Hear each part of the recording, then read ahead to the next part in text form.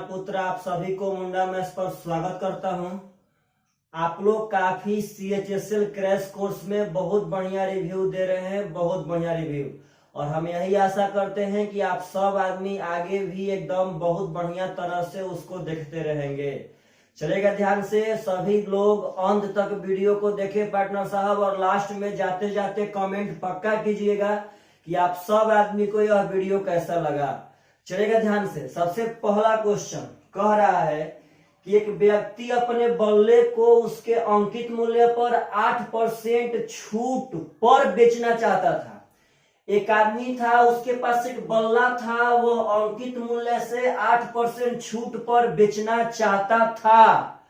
अब आगे कह रहा है कि उसका भाई जो क्रिकेटर है उसके अंकित मूल्य पर ही बल्ला को खरीदना चाहता था, इसलिए वह व्यक्ति उस बल्ले को 10% के छूट पर बेच दिया। पहले बात समझिएगा, एक आदमी था जो अंकित मूल्य से 8% छूट देकर के बेचना चाहता था, और उसी का भाई उस बल्ला को छूट पे ना उसके अंकित मूल्य पर खरीदना चाहता था, जिसके कारण वह आदमी उसको अब 10% के छूट पर बेच दिया। मेरा एक बात समझिए, यह क्वेश्चन इसलिए बनाया गया है क्योंकि लड़का यहाँ पे यह धोखा खा जाए कि उसका भाई अंकित मूल्य पर खरीदना चाहता था। पहले मेरा बात समझिएगा, उसका यहाँ कोई वैल्यूएशन नहीं है, वह पहले 8% छूट पर बेचना चाहता था, लेकिन अब 10% छूट पर बेच दिया। तो पार्टनर साहब उसको थोड़ा सा और घाटा होगा, थोड़ा सा लाभ कम होगा पहले से, क्योंकि पहले जब 8% छूट देता तो कुछ ज्यादा में बेचता जी, अब 10% छूट दे दिया तो कुछ वहां से कम में बेचेगा। तो कह रहा है पार्टनर साहब कि इस सौदे में व्यक्ति के लाभ में 70 रुपया की कमी आई, तो बल्ले का अंकित मूल्य क्या होगा? तो आप लोग बोलिए 70 रुपया कमी आया, तो रियल बात है पार्टनर, पहले 8% छूट दिया, अब 10%, तो बोलिए यहां से कितना परसेंट ज्यादा छूट दिया? 2%। छूट का मतलब होता है पार्टनर साहब उसका पैसा घटेगा, तो 2% इधर से घटा 70 रुपया, तो 1% का मान 35। तो कह रहा है अंकित मूल्य, यहाँ पर अंकित मूल्य को पार्टनर साहब 100% शो करेगा, यह बात ध्यान रखिएगा। तो 3500 रुपया इधर करेक्ट आंसर। तो अगर पार्टनर साहब यहाँ से आप लोगों से क्वेश्चन पूछे तो ऐसा क्वेश्चन बनना चाहिए। इस क्वेश्चन में उस चीज का वैल्यू 1% नहीं था कि वह आदमी जो क्रिकेटर था वह इसके अंकित मूल्य पर खरीदना चाहता था। अगला क्वेश्चन जो बहुत ही खूबसूरत है पार्टनर साहब, ध्यान देना है। क्वेश्चन कह रहा है कि 60 किलोमीटर पर घंटा की चाल से चलने वाली एक रेलगाड़ी X 225 मीटर लंबी किसी दूसरी रेलगाड़ी Y को ओवरटेक करती है और 72 सेकेंड में उसे पार कर जाती है। पहले बात समझिएगा ध्यान से, X का चाल दिया है 60, लेकिन X का लंबाई नहीं दिया। Y का लंबाई दिया है 225, लेकिन Y का चाल नहीं दिया पार्टनर साहब। अब आगे कह रहा है कि यदि ये रेलगाड़ियां विपरीत दिशाओं में जा रही होती तो दूसरे को 18 सेकेंड में पार कर जाती। तो X की लंबाई और Y की चाल ज्ञात करें, क्या होगा? सबसे पहले ध्यान दीजिए सब आदमी, पार करने में लगा समय, यहाँ पे 2 समीकरण बनेगा। पार करने में लगा समय, तो पहल का समय लगा है पार्टनर साहब 72 सेकेंड, तो पार करने में लगा समय 72 सेकेंड बराबर रिलेटिव डिस्टेंस। तो आप लोग को हम बताए थे कि रिलेटिव डिस्टेंस हमेशा जोड़ के होगा, यानी D1 प्लस D2। तो पहला गाड़ी है 225 मीटर और दूसरा गाड़ी पार्टनर साहब मान लेते हैं D, X वाला D मान लेते हैं, कोई दिक्कत नहीं। देखिए ध्यान से, अब चलिए आप X से मान लेते हैं, ध्यान रहेगा। चलिए पहला गाड़ी का लंबाई 225 और X वाला का लंबाई X, तो पार करने में लगा समय बराबर रिलेटिव डिस्टेंस बटा relative velocity.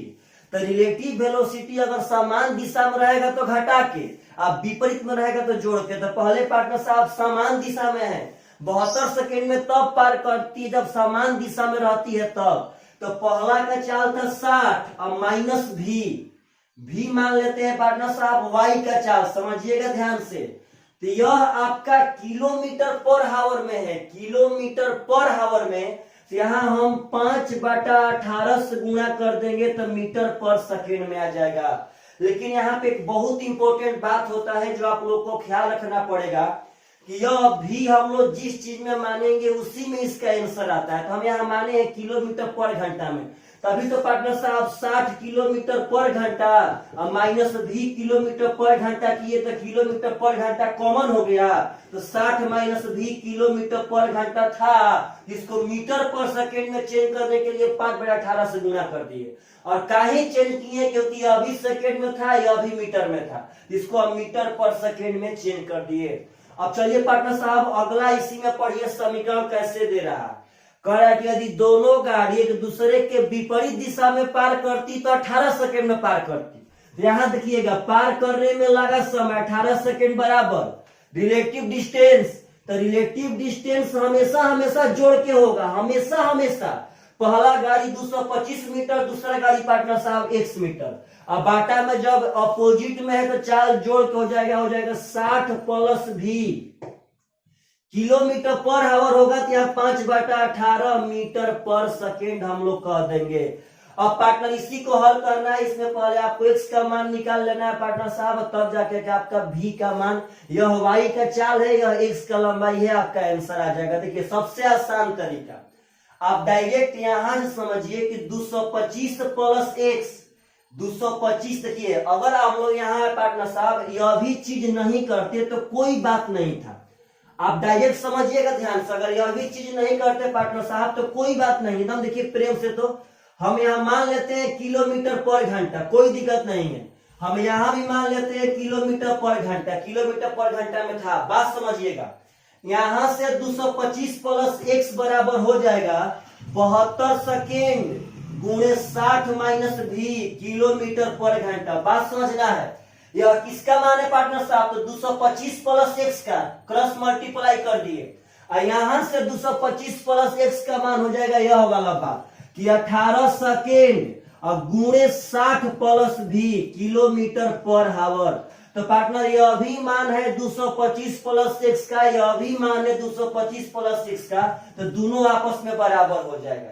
Kilometre per hour से किलोमीटर पर आवर खत्म, सेकेंड से सेकेंड खत्म, 18 चौके 72, 4 से करेंगे तो 240 प्लस 4 भी बराबर 60 प्लस भी 60 लाएंगे पार्टनर साहब तो घट के 180 हो जाएगा, और 4 भी सॉरी यहाँ पार्टनर साहब माइनस 4 भी होगा जाएगा, तो उधर 5 भी हो जाएगा, तो भी का मान हो जाएगा 5 से 36 किलोमीटर पर आवर। तो पार्टनर साहब आपका चाल आ गया है 36 किलोमीटर पर आवर।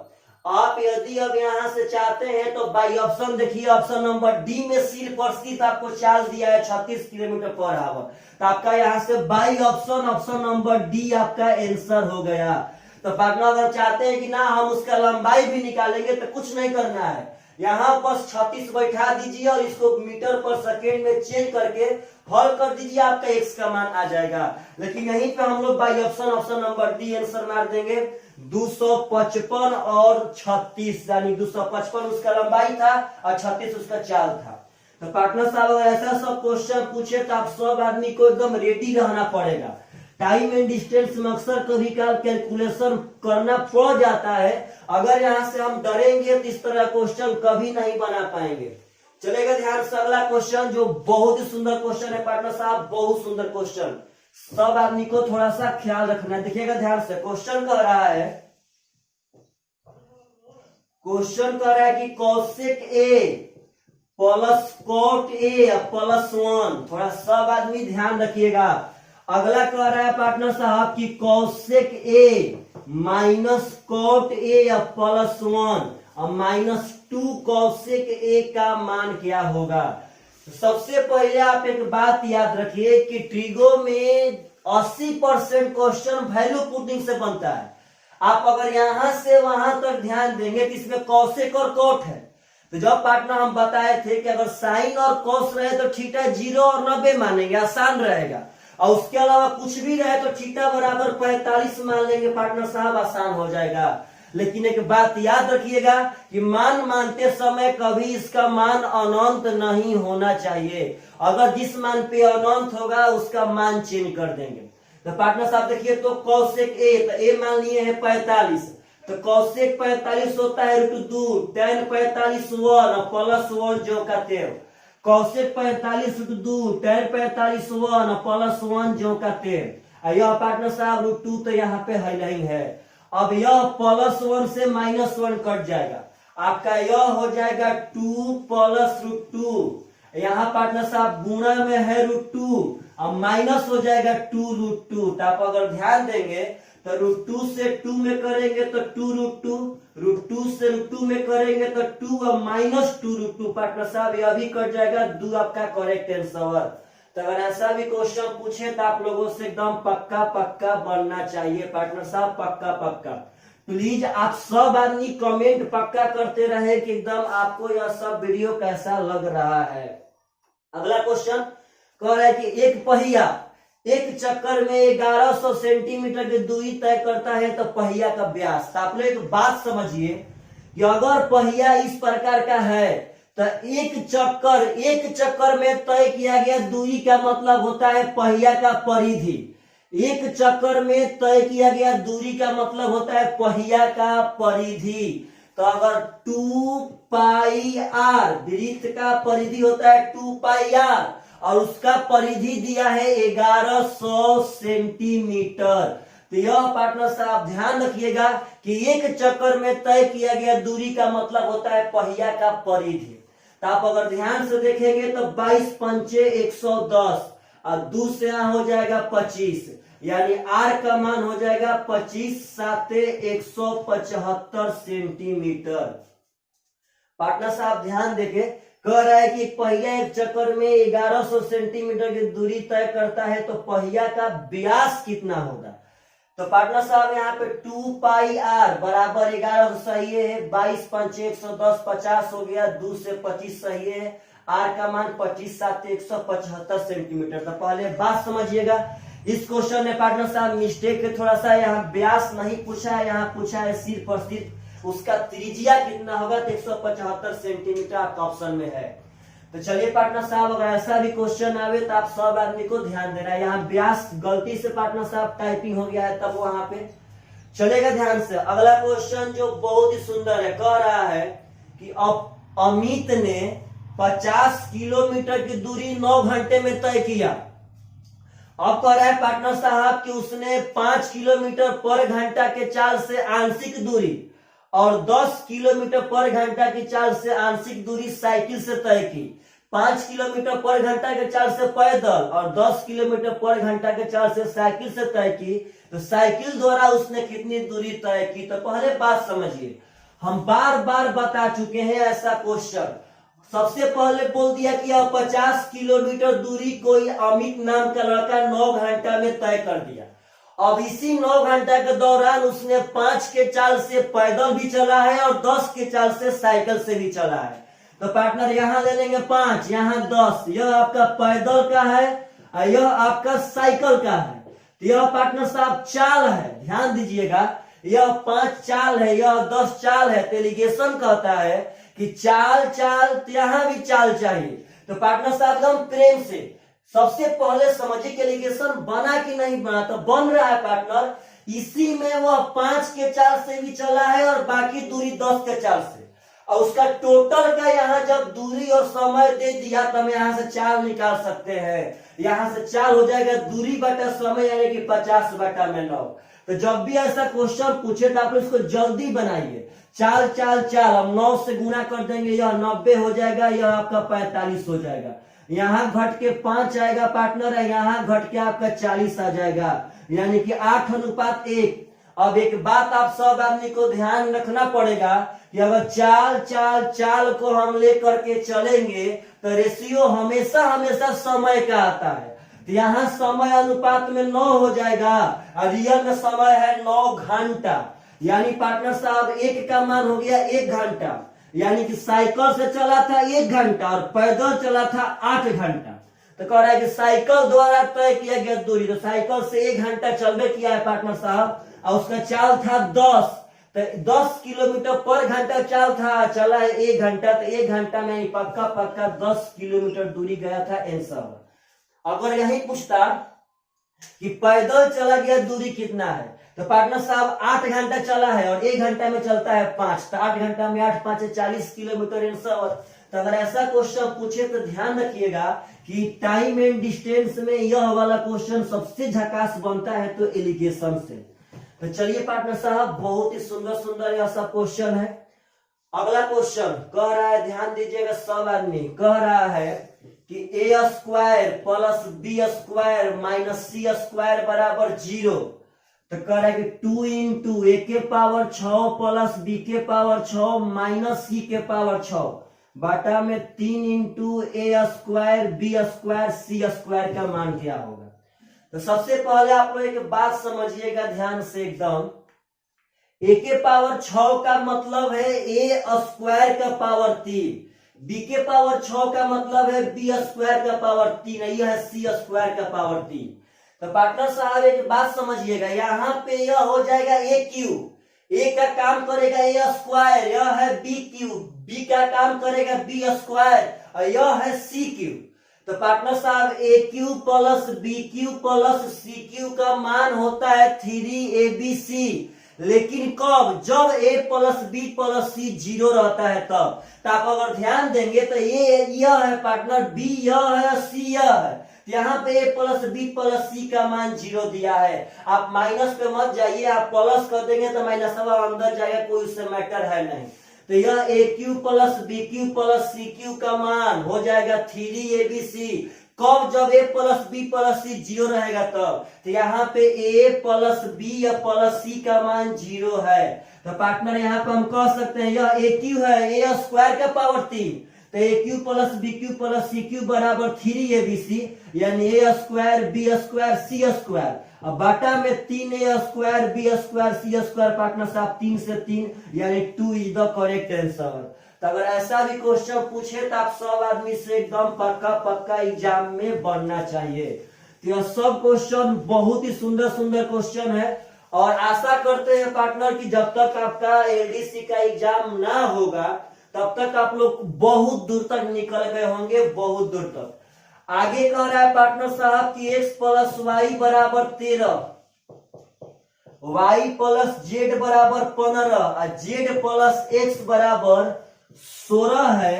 तो X Y plus X Z बाटा में एक्स वाई जेड का मान क्या होगा। तो पार्टनर क्या करना है, बार बार कहते हैं जब ऐसा क्वेश्चन आवे तो तीनों जोड़ दीजिए, जोड़ेंगे तो यह होगा दू गो है सब। तो 2 into x plus y plus z बराबर 6 3 9 5 14 का 4 3 1 4। तो पार्टनर साहब 2 से हो जाएगा 22। अब यदि x का मान यहाँ निकालना है तो y प्लस जेड यानी 15 घटा देंगे तो हो जाएगा 7। y का मान निकालना है पार्टनर साहब तो x प्लस जेड यानी 16 घटा देंगे तो हो जाएगा 6 और z का मान निकालना है तो x प्लस y यानी 13 घटा देंगे पार्टनर साहब तो हो जाएगा 9। तो बस पार्टनर यहाँ बैठा दीजिए आप। अगर यहाँ भी आप देखेंगे तो हो जाएगा x common, y plus Z आसान रहे गुणा करने में, तो x का मान है 7 यहाँ समझिएगा और y प्लस जेड का मान है 15। तो 7 गुणे 15 बाटा में याद देखिएगा 7 गुणे 15 बाटा में x का मान है 7, y का 6 और जेड का 9। 7 6 9 यहाँ गुणा कर दिए, 7 से 7 खत्म, 3 दूनी 6 3 5 15 यानी 5 बाटा में 18 is the correct answer, option number C. तो अगर पार्टनर साहब ऐसा भी क्वेश्चन आए तो आप सब आदमी से पक्का बनना चाहिए। तो ध्यान दीजिए यह सब मोस्ट इंपोर्टेंट क्वेश्चनों पर। चलिए अगला क्वेश्चन उठाते हैं जो काफी बढ़िया होगा, बहुत बढ़िया। हम एक CHSL के लेवल से क्वेश्चन उठा रहे हैं। अगला क्वेश्चन कह रहा है कि कोई एक धनराशि 6% वार्षिक चक्रवृद्धि ब्याज की दर पर 2 वर्ष में 2,80,900 हो जाती है तो वह धनराशि कितनी है।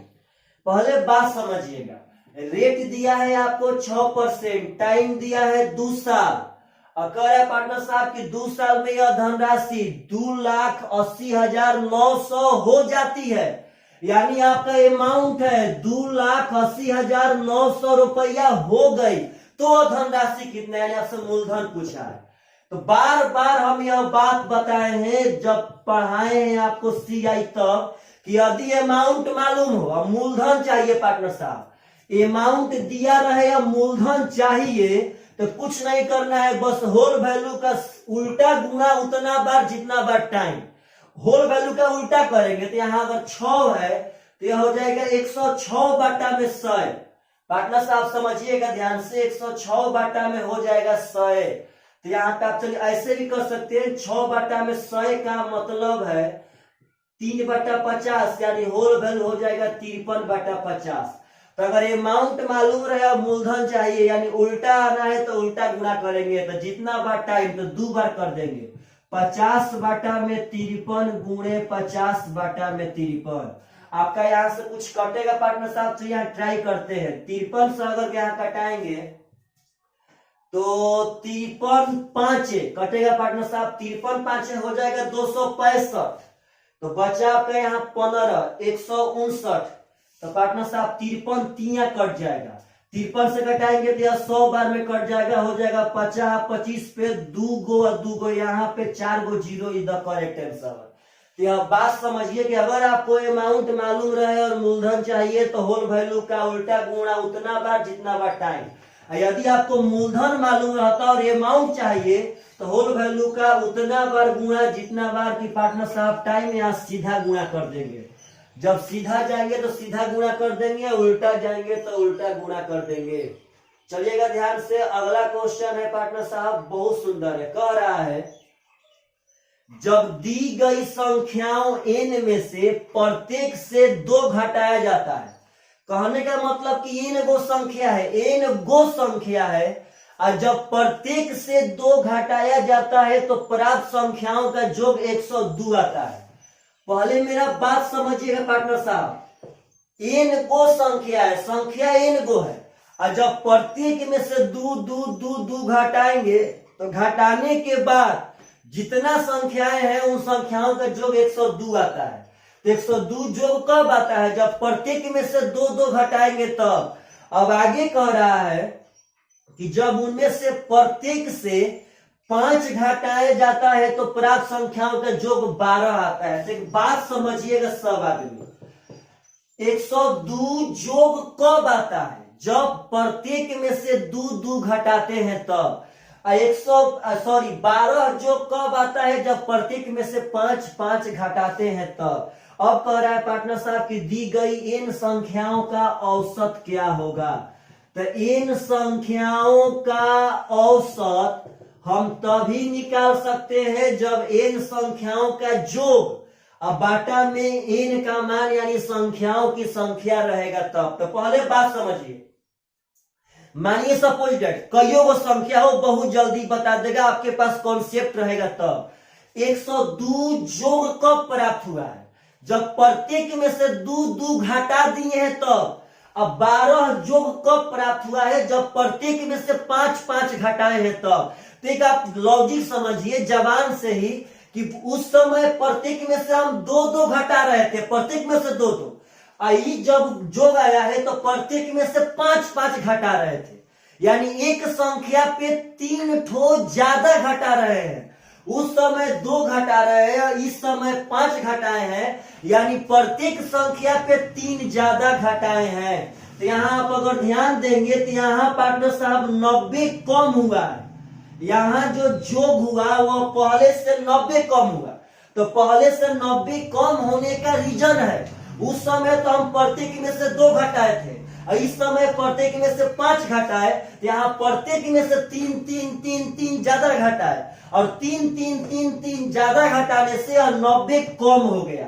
तो आपसे पूछते हैं पार्टनर साहब, बोलिएगा कि यह 90 कम हुआ है प्रत्येक संख्या में से 3 ज्यादा घटाने से, यानी कि अगर 3 घटाए होंगे तो 30 गो संख्या होगी। 30 गो संख्या होगी तभी तो पार्टनर साहब 30 90 यह कम हो गया, यानी n का मान हो गया 30। अब कहता है योग, यहां ध्यान दीजिएगा, यह 102 योग कब है? जब प्रत्येक में से 2 घटाए हैं तब। तो 102 इसका योग ना होगा पार्टनर साहब, 102 तो प्रत्येक में से 2 घटाने के बाद है। तो अगर 30 गो संख्या है और प्रत्येक में से दो दो घटाए हैं, यानी पक्का पक्का 30 दूनी का 60 घटाने के बाद 102 है, यानी इसका रियल में जोग होगा 60 प्लस 102 यानी कि 162। तो जोग बाटा में संख्या यानी पार्टनर साहब बाटा में 30 भागा देंगे तो 30 5 150 बचा 12 120 यानी 5.4 इज द करेक्ट आंसर। यह क्वेश्चन बहुत ही पार्टनर साहब सुंदर था। दो दो घटाए तो 102 बचा, 5 5 घटाए तो 12 हो गया। यहाँ कम हुआ 90, क्या है कहेंगे प्रत्येक में से 3 ज्यादा घटाए तो 3 3 3 3 90 कम कर दिया। इसका मतलब कि 30 गो संख्या होगा तो वही 30 3 90 कम कर दिया। अब 30 गो संख्या है तो 102 उसका जोग पार्टनर तब है जब दो दो घटाए हैं तब। तो 30 गो संख्या में से दो दो घटाए होंगे तो 60 पार्टनर साहब घटाए होंगे। तो 60 घटाने के बाद 102 है, यानी उसका रियल में जोग था 60 प्लस 102 यानी कि 162। तो जोग बाटा में संख्या आपका औसत हो गया। तो यह बहुत ही सुंदर क्वेश्चन था, बहुत सुंदर पार्टनर साहब। यह सब क्वेश्चन एसएससी का पूछा हुआ है और आप सब आदमी को फायदा करेगा। यह सब करेंट का पूछा हुआ क्वेश्चन हम उठा रहे हैं। क्वेश्चन ये अगला कह रहा है कि एक दुकानदार 300 रुपया में 2 पुस्तकें खरीदता है। यह नहीं बोला कि पार्टनर साहब प्रत्येक पुस्तक 300 में, 300 में 2। अब कितना में कौन खरीदा यह मालूम नहीं है। आगे कह रहा है कि वह पहली पुस्तक को 20% के लाभ पर तथा दूसरी पुस्तक को 10% के हानि पर बेचता है। यदि पूरे लेन देन में न तो लाभ हुआ और न ही हानि, तो पहला पुस्तक का विक्रय मूल्य क्या होगा। तो पहले बात समझिएगा, 2 पुस्तक था, पहला को बेचा 20% लाभ पे, दूसरा को 10% हानि पे। और टोटल सौदा में 9 लाभ और 9 हानि। तो 9 लाभ और 9 हानि का मतलब होता है कि 0%। तो पार्टनर यह एलिगेशन पे सबसे आसान बनेगा। यह 20% लाभ है तो +20, यहाँ 10% हानि हुआ तो -10। यहाँ कहता है कि 9 लाभ 9 हानि मतलब यहाँ हो जाएगा 0। तो अब आप सब आदमी देखेंगे तो 20 में से 0 घटाएंगे तो 20 होगा। और यहाँ पार्टनर 0 में से 10 घटाएंगे तो 10 होगा। 0 में से 10 यानी 0 में से 10 घटाएंगे तो माइनस माइनस प्लस 10 हो जाएगा, यानी कि 1:2। तो आप सब आदमी को एक बात समझना पड़ेगा कि अगर लाभ हानि लेके चलेंगे तो यहाँ रेशियो क्रय मूल्य का आता है। तो यह आपका क्रय मूल्य है। तो 3 का मान 300 तो 1 का मान 100 पार्टनर साहब, यानी पहला वस्तु 100 रुपया, दूसरा वस्तु 200। तो यह पहला वस्तु का क्रय मूल्य है पार्टनर साहब, क्रय मूल्य। लेकिन हमसे क्रय मूल्य नहीं पूछा, हमसे पूछा है पहला वस्तु का विक्रय मूल्य। तो कह रहा है पार्टनर ये पहला वस्तु को 20% लाभ पे, तो 100 रुपए का सामान है, 20% लाभ पे बेचेंगे तो बेचेंगे 120 रुपया में, यानी पार्टनर साहब पहला वस्तु का विक्रय मूल्य 120 रुपया इज द करेक्ट आंसर। यह सब क्वेश्चन बहुत ही सुंदर है पार्टनर साहब। आप सब आदमी से हम बस इतना ही रिक्वेस्ट करते हैं कि आप लोग घर पे थोड़ा सा ज्यादा पढ़िए सब आदमी। चलेगा ध्यान से अगला क्वेश्चन जो बहुत ही सुंदर होगा, ध्यान से पार्टनर साहब। क्वेश्चन में दिया है कि 5 cot थीटा बराबर 3। आपसे मान पूछ रहा है कि 6 sin थीटा -3 cos थीटा बाटा में 7 sin theta plus 3 cos theta का मान क्या होगा। आप अगर ध्यान देंगे तो यह 5 जब उस पर जाएगा तो 3 बाटा में 5 हो जाएगा। अब cot का मतलब होता है cos थीटा बाटा में sin थीटा। तो पार्टनर इसको हम लोग रेशियो के तर्ज पे बना सकते हैं कि यहाँ से cos का मान 3 sin का मान 5। तो cos का मान 3 sin का मान 5 बैठा देते हैं। cos का 3 sin का 5 sin का 5 cos का 3। 6 5 30 -3 3 9 यानी 21 बचा। 7 5 35 3 3 9 35 + 9 यानी 44 पार्टनर साहब। 21 बटा में 44 इज द करेक्ट आंसर।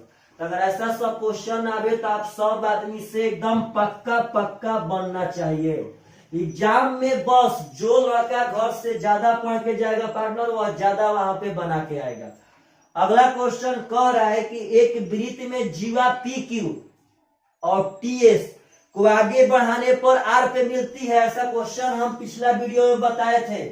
एक जीवा है PQ, एक है TS। यही आपकी PQ जिया है या TS है, यह आगे बढ़ाने पर R पर मिलती है। यह पार्टनर साहब सीधा लाइन है, आप लोग ध्यान रखिए एकदम सीधा है। सॉरी, फिर से एक बार बनाते हैं। तो पार्टनर यहाँ आके मिल जाएगा, अगर यहाँ चल जाएंगे तो यहाँ आर पे मिलती है, आर पे मिल गया। अब आगे आपसे कह रहा है कि आर क्यू बराबर 14.4, आर क्यू बराबर 14.4। फिर आगे कह रहा है पार्टनर साहब पी क्यू बराबर 11.2, पी क्यू बराबर 11.2। अब आगे दे रहा है कि एस आर बराबर 12.8, एस आर बराबर 12.8। तो आपसे मान पूछ रहा है कि टीएस का मान, इसी टीएस का मान लेते हैं एक्स का होता है, इसका मान क्या होगा। तो पार्टनर साहब इसका गुण समझिए कि जब दो ठो जीवा बाह्य रूप से प्रतिच्छेद करेगी तो बड़ा का और गुणे छोटा का, लेकिन छोटका बहरिया वाला आपस में बराबर होता है। बड़ा का तो अगर बड़ा का जोड़ेंगे पार्टनर तो हो जाएगा पी आर, बात समझिएगा, गुणे छोटा का यानी कि बाहर वाला लेंगे आर क्यू बराबर बड़ा का यानी कि पार्टनर साहब टी आर और गुणे छोटा का बाहर वाला यानी कि आर एस। तो यहां से पी आर का मान दोनों जोड़ेंगे तो 4 2 6 हो जाएगा और 14 11 पार्टनर साहब 25 होता है, तब 25.6 हो गया। आर क्यू का मान यहाँ पे 14.4 है बराबर टी आर। तो टी आर देखेंगे तो 12 पॉइंट पार्टनर साहब यहाँ पे 12.8 है, या सॉरी, तो 12.8 और प्लस एक्स हो जाएगा, 12.8 प्लस एक्स और गुणे आर एस, इसका मान दिया है 12.8। तो पॉइंट से यह पॉइंट खत्म, 128 दूनी का 256। अब करेंगे तो पार्टनर साहब 144 दूनी का 288 यानी 28.8 बराबर 12.8 प्लस एक्स। और जब 12.8 घटाएंगे तो 8 में से 8 जीरो हो जाएगा और 28 में से 12 पार्टनर साहब 16 हो जाएगा, यानी एस का मान 16 इज द करेक्ट आंसर। आपका यही टीएस का मान पूछा है 16। तो ऐसा क्वेश्चन आवे तो आप सब आदमी एकदम पक्का अब एग्जाम में बना दीजिए। और एक बात का कमेंट पक्का कीजिएगा कि क्या यह बैच चलाने से आप सब आदमी प्रॉफिट में है कि नहीं है। इस बात का कमेंट तो पक्का कर रहा है, जितना लोग यहाँ तक वीडियो देखे हैं और मेरा आवाज यह सुने हैं वही पक्का कमेंट करेंगे कि क्या यह बैच आप लोग के लिए प्रॉफिटेबल है कि नहीं है। अगला क्वेश्चन कह रहा है कि ए और बी गोलों के आयतन का अनुपात। पार्टनर साहब गोला के आयतन का अनुपात दिया है 125:64। ए और बी दो ठो गोला है। अब कह रहा है कि यदि उनके त्रिज्याओं का योग, ए और बी के त्रिज्याओं का योग, तो पार्टनर साहब मान लीजिए इसका त्रिज्या आर मान लेते हैं, इसका त्रिज्या आर, तो त्रिज्याओं का योग दिया है पार्टनर साहब 36। तो कह रहा है कि ए का पृष्ठीय क्षेत्रफल क्या होगा। तो सबसे पहले आप एक बात समझिए कि इनके त्रिज्याओं का अनुपात निकालना पड़ेगा यहां से। तो पार्टनर साहब गोला का आयतन होता है 4/3 pi R cube, 4/3 pi R cube. एक बात समझिएगा कि जब इनका आयतन का अनुपात देगा तो आयतन का अनुपात में 4/3 पाई 4/3 पाई तो हमेशा कट जाएगा, यानी आयतन के अनुपात का मतलब है कि उनके त्रिज्याओं के घन का अनुपात वह दिया है, यानी यह जो आयतन का अनुपात है यह इनके त्रिज्याओं के घन का अनुपात है, यानी त्रिज्या हो जाएगी 5:4। इसी त्रिज्या का योग दिया है 36, तो त्रिज्या का योग हो जाएगा 9 और 9 का मान है 36, तो 1 का मान 4। तो पार्टनर साहब इसका हो जाएगा 4 5 20। तो यही ए का त्रिज्या आ गया 20, तो कहता है ए का पृष्ठ एरिया। तो पार्टनर साहब इसका होता है 4 पाई आर स्क्वायर, यानी 4 पाई आर है 20, तो 20 का स्क्वायर 400 और 400 गुणे 4 यानी 1600 pi is the correct answer. तो ऐसा क्वेश्चन पूछे तो आप सब आदमी से एकदम पक्का बनना चाहिए, डरिए मत। इतना आप क्वेश्चन देखिए, इतना क्वेश्चन कि एग्जाम में जब 25 क्वेश्चन सामने आए तो आप 25 में 25 है एकदम पार्टनर साहब अटेम्प्ट ले पाए और उसको सही एग्जाम से बना करके आए।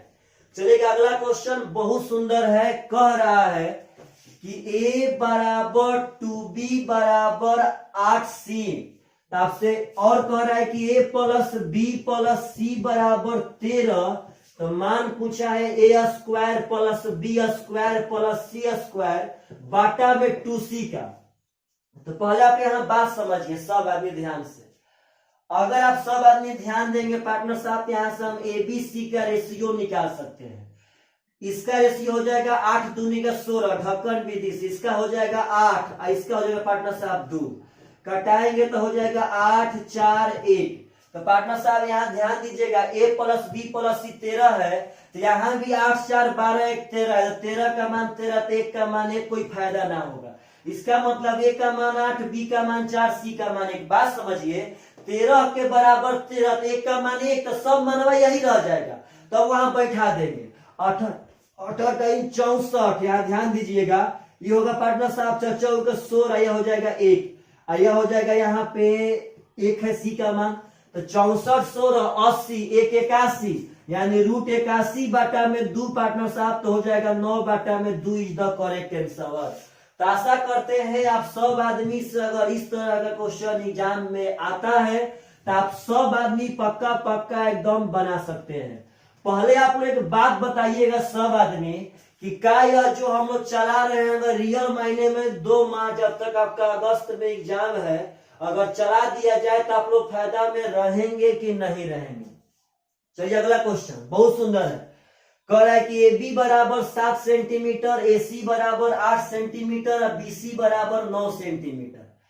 ए बी सी, ए बी का मान दिया है 7, ए सी का मान दिया है 8 और बी सी का मान दिया है 9। अब कह रहा है पार्टनर साहब कि इतना इतना इतना भुजाओं वाले त्रिभुज के कोणों को छोटे से बड़े क्रम में सजाइए। मतलब इसके कोण को छोट से लेके बड़ यानी बढ़ते क्रम में सजा देना है, पहले छोट उससे बड़ सजा देना है, छोटा से बड़ा के तरफ। तो सबसे पहले की बात समझिए कि यह तो दिया गया है भुजा, लेकिन सजाने के लिए कह रहा है कोण। तो आप सब आदमी को यहाँ पे ज्योमेट्री का थ्योरम याद रखना पड़ेगा कि पार्टनर साहब जिसका भुजा जितना बड़ा होता है उसका कोण उतना ही बड़ा होता है, यानी सबसे बड़ा कोण के सामने वाली भुजा सबसे बड़ी होती है और सबसे छोटा कोण के सामने वाली भुजा सबसे छोटी होती है। अगर वह भुजा छोटा है तो उस भुजा के सामने वाला कोण भी छोट होगा, यदि वह भुजा बड़ा है तो उस भुजा के सामने वाला कोण भी बड़ा होगा। तो सबसे छोट कोण, तो पार्टनर साहब सबसे छोटा भुजा है ए बी, इसके सामने का कोण सबसे छोटा होगा यानी सबसे छोटे सी। अब उसके बाद भुजा है 8, इसके सामने वाला कोण यानी बी पार्टनर साहब इससे तनी मुनी बड़ा होगा। और सबसे बड़ा भुजा है 9, इसके सामने वाला कोण ए यानी पार्टनर साहब सबसे बड़ा होगा। तो हम लोग छोटा से बड़ा के तरफ में सजा दिए हैं, आपका करेक्ट आंसर आ गया। लेकिन यह छोटी छोटी थ्योरी अगर जानेंगे पार्टनर साहब तब ही आप यह सब क्वेश्चन बना पाएंगे। यह सब क्वेश्चन हम 2020 में एसएससी द्वारा पूछा गया क्वेश्चन उठा रहे हैं सब, ताकि अगर हम लोग करेंट का क्वेश्चन उठाएंगे, हाल फिलहाल का क्वेश्चन उठाएंगे तो ज्यादा बढ़िया रहेगा पार्टनर साहब। चलेगा ध्यान से। अगला क्वेश्चन जो बहुत सुंदर है, बहुत सुंदर, कह रहा है कि अभ्यास सत्र के दौरान किसी स्टेडियम में एक एथलीट किसी वृत्ताकार पथ पर एक समान गति से दौड़ रहा है। एक स्टेडियम है, एक एथलीट है, एथलीट का मतलब धावक। इस वृत्ताकार पथ पर वह एक समान गति से दौड़ रहा है। मतलब इस पे कहीं मान लीजिए सपोज पार्टनर साहब कहीं भी मानिए अगर यहाँ एथलीट है तो इस पे पार्टनर साहब वह दौड़ रहा है, ऐसे ऐसे दौड़ रहा है। अब आगे कह रहा है कि वृत्ताकार पथ के केंद्र से, वृत्ताकार पथ के केंद्र से अवलोकन कर रहे कोच ने 1 सेकेंड के दौरान उसके द्वारा तय किए गए कोण को 10 डिग्री पाया। तो पहले सब कुछ मेरा एकदम बढ़िया से समझिए।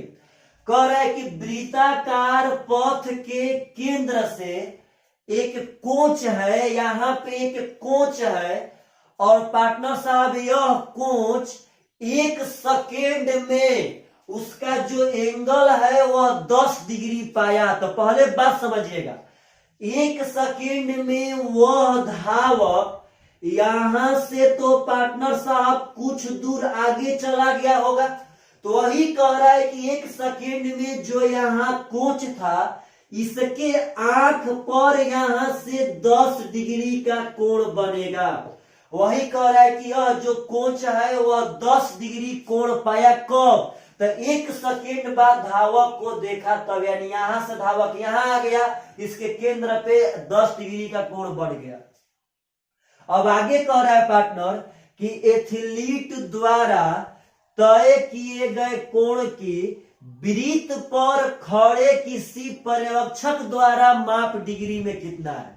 कह रहा है कि एथलीट द्वारा तय किए गए कोण की वृत्त पर खड़े पर्यवेक्षक, मतलब कि अब की बात जो पर्यवेक्षक है वह सेंटर पे ना, वह वृत्त के किसी बिंदु पर खड़ा है पार्टनर साहब, तो आप कहीं भी खड़ा, मान लेते हैं यहाँ पे खड़ा है, तो कह रहा है कि इस पर्यवेक्षक द्वारा कितना कोण होगा आप यही बता दीजिए। तो जब यह क्वेश्चन मिलता पार्टनर साहब तो बहुत सारे लड़के इसका आंसर डी मारते, जो सरासर गलत होता।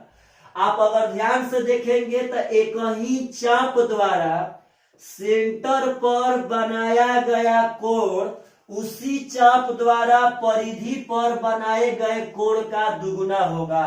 एक ही चाप से सेंटर पे 10 बना तो उसी चाप से परिधि पर 5 बनेगा, यानी 5 degree is the correct answer. तो पार्टनर साहब अगर ऐसा क्वेश्चन आवे तो आप सब आदमी से एकदम देखते देखते में आंसर जाना चाहिए। चलेगा ध्यान से, बहुत बढ़िया क्वेश्चन था। अगला क्वेश्चन करे कि 2 समबाहु त्रिभुज किसी समद्वि बाहु समकोण त्रिभुज के कोण और उसके एक लंबवत भुजा पर बनाए गए हैं। 2 ठो समबाहु है, लेकिन वह समबाहु बना कैसे? तो 2 ठो समद्वि बाहु समकोण, यानी ऐसा समकोण जिसका लंब बराधार बराबर समद्वि बाहु समकोण के एक कोण पर, मतलब अब की बात जो समबाहु है उसके एक कोण पे बना है और एक कोई लंबवत भुजा पे, या तो इस पे या तो इस पे। पार्टनर साहब इसी पे हम बना देते हैं। तो आप बात समझिएगा, एक ठो समबाहु पार्टनर साहब यह हुआ, बात समझना एकदम बढ़िया से। एक ठो समबाहु यह हुआ, एक ठो उसके कोण पे था और एक ठो उसके लंबवत भुजा पे था। तो कह रहा है पार्टनर साहब आगे कि उनके क्षेत्रफल क्रमशः H और A है, क्रमशः लगा दिया। तो पहले उधर कोण बोला था, यानी इसका क्षेत्रफल H है और इसका क्षेत्रफल A। आपसे मान पूछ रहा है कि A बाटा H का मान क्या होगा। तो डरिएगा मत, बहुत आसान है, पर ध्यान दीजिएगा। अगर यह समद्विबाहु समकोण था तो अपना मन से आप कुछ भुजा मान लीजिए। ऐसे आपको हम बताते हैं कि जब समद्विबाहु समकोण का मैटर आवे तो यह 1 होता है और यह 1 होता है, यह √2 होता है। आप ऐसा कुछ भी मान सकते हैं, कोई दिक्कत नहीं, लेकिन आप 1 √2 पार्टनर साहब यहाँ पे लंब 1 हो गया, आधार 1, तो यहाँ मान लेंगे √1² + 1²। अब पार्टनर यह समबाहु है, इसका तीनों भुजवा 1 होगा, इसका तीनों भुजवा √2 होगा। तो जहां पे H इसका एरिया है और A इसका एरिया है तो पार्टनर साहब निकाल देंगे। अब A तो √3/4 भुजा स्क्वायर, तो A वाला का भुजा है पार्टनर साहब 1, तो 1 का स्क्वायर 1 हो जाएगा। √3/4 भुजा स्क्वायर, इसका भुजा है √2, तो √2 का स्क्वायर 2A हो जाएगा। पार्टनर साहब कट जाएगा, 1/2 इज द करेक्ट आंसर। तो अगर ऐसा सब क्वेश्चन आवे तो आप सब आदमी को एग्जाम में छोड़ करके नहीं आना है, जब आना है तब वहां से एकदम बना करके आना है। चलिएगा ध्यान से, अगला क्वेश्चन उठाते हैं जो काफी खूबसूरत क्वेश्चन होगा, एकदम बढ़िया। अगला क्वेश्चन कह रहा है कि यदि किसी वृत्त की त्रिज्या उसके मूल मान से 25% कम हो जाती है तो फिर वृत्त के क्षेत्रफल में कितना % कमी आएगा।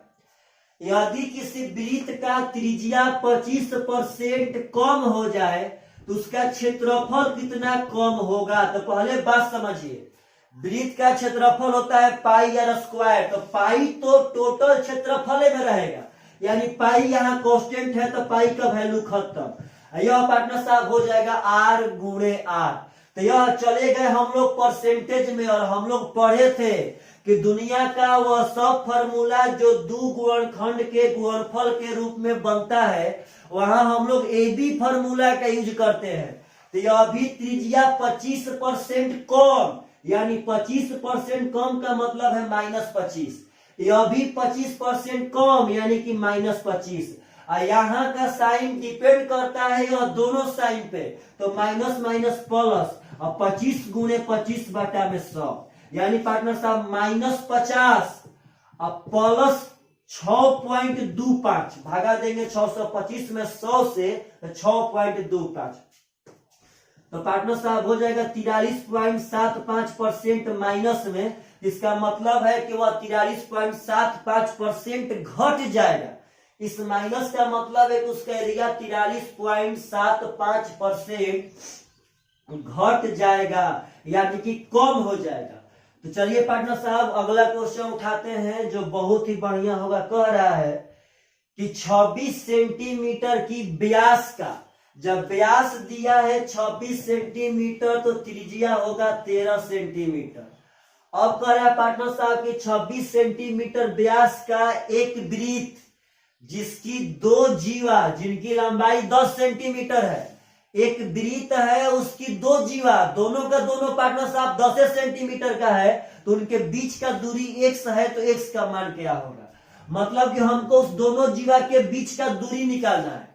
दो ठो जीवा है दोनों 10 का, तो पार्टनर अगर यह सेंटर है तो अगर एक जीवा 10 सेंटीमीटर का हम इधर बना दिए तो अब दूसरा का 10 सेंटीमीटर का जीवा पार्टनर साहब इधर थोड़ी ना, डायरेक्ट अब केंद्र के नीचे होगा। बात समझिएगा, जब 10 सेंटीमीटर का एक जीवा यहां बन गया तो अब अगला तो 10 सेंटीमीटर इसके नीचे ना होगा, ध्यान से, तो कहता है इसके बीच का दूरी। तो आप बात समझिए, इसका त्रिज्या है पार्टनर साहब 13, और जब यह जीवा था 10 तो यह हो जाएगा 5, तो 13 और 5 से यह हो जाएगा 12। इसका भी त्रिज्या हो 13, और जब यह जीवा 10 था तो यह 5 होगा, 5 5 तो यह 12 हो जाएगा। तो कह रहा है पार्टनर साहब की बीच का दूरी x है, तो x का मान कितना होगा? तो 12 12 24 आंसर। तो अगर ऐसा भी क्वेश्चन पूछे तो आप सब आदमी से पक्का पक्का पढ़ना चाहिए। तो चलिएगा ध्यान से अगला क्वेश्चन, और इस वीडियो का सबसे लास्ट क्वेश्चन पार्टनर साहब कह रहा है कि यदि त्रिभुज के तीनों भुजाओं की लंबाई 5 12 और 13 सेंटीमीटर है, कोई त्रिभुज है उसके तीनों भुजा का लंबाई 5 12 13 सेंटीमीटर है, तो दिए गए त्रिभुज के बड़ी भुजा की माध्यिका की लंबाई क्या होगी? इस पे सबसे बड़का भुजा पर डाला गया माध्यिका का लंबाई निकालना है। तो पार्टनर साहब देखिएगा ध्यान से, इस त्रिभुज को देखने के साथ ही आप सब आदमी को एक बात मालूम रहना चाहिए कि यह त्रिभुज समकोण त्रिभुज है, और समकोण त्रिभुज में सबसे बड़का भुजा पर खींचा गया माध्यिका। तो पार्टनर साहब यह बात समझिएगा कि माध्यिका तो हमेशा हमेशा मध्य बिंदु से खिंचाता है जी। तो समकोण त्रिभुज में जब माध्यिका निकालना हो तो आप सब आदमी को माध्यिका का फॉर्मूला नहीं चाहिए। कब? जब कोण पे खींची गई माध्यिका निकालना हो तब। ऐसे माध्यिका निकालना होगा तो माध्यिका का फॉर्मूला होता है, एक आप अपोलोनियस थ्योरम से भी निकाल सकते हैं, और नहीं तो पार्टनर साहब √2a² + 2b² वाला फॉर्मूला से निकाल सकते हैं। आप लोग को हम वो थ्योरी में पढ़ाए हैं। पहले यहाँ ध्यान दीजिएगा, अगर समकोण त्रिभुज में कोण पर डाली गई माध्यिका निकालना है, कोण पर, तो ध्यान रखना है कि यह तो पार्टनर साहब समकोण त्रिभुज के कोण का मध्य बिंदु, माध्यिका भी मध्य बिंदु पे हिट करती है, और समकोण का जो कोण का मध्य बिंदु होता है वह परिकेंद्र होता है, और इस परिकेंद्र से तीनों शीर्षों का दूरी आपस में बराबर हो जाएगा। यह माध्यिका मध्य बिंदु पे हिट करेगी, और समकोण में कोण का मध्य बिंदु परिकेंद्र होता है, और परिकेंद्र से तीनों शीर्षों का दूरी आपस में बराबर। जब यह टोटल 13 है तो यह 6.5, यह भी 6.5 और यह भी 6.5, यानी पार्टनर साहब इसका माध्यिका हो जाएगा 6.5 सबसे बड़ी भुजा पर। तो आशा करते हैं आप सब आदमी को यह सब क्वेश्चन बहुत ही बढ़िया लगा होगा। चलिए पार्टनर साहब बाय बाय।